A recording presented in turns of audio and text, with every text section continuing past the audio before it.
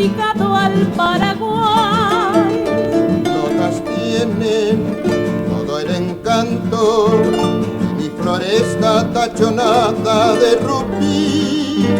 Por eso quiero dedicarle a mis hermanos del gran pueblo paraguayo donde aroma el aguaí, a su indomable corazón y a su bravura, y también a la hermosura de la reina guaraní.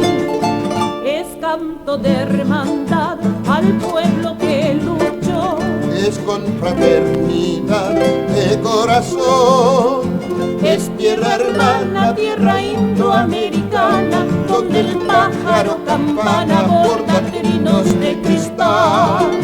Es tierra hermana, tierra indoamericana, donde el pájaro campana borda trinos de cristal.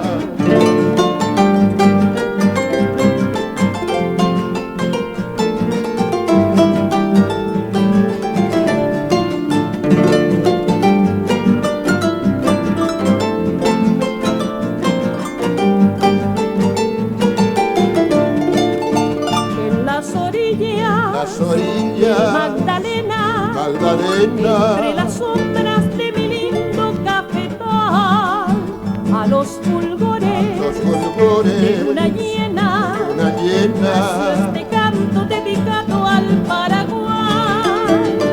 notas tienen todo el encanto de mi floresta tachonada de rubí.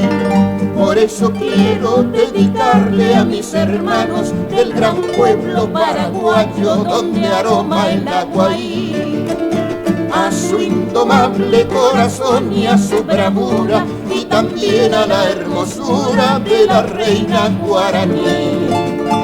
Es canto de hermandad al pueblo que luchó, Es con fraternidad de corazón, es tierra hermana, tierra indoamericana, donde el pájaro campana borda trinos de cristal.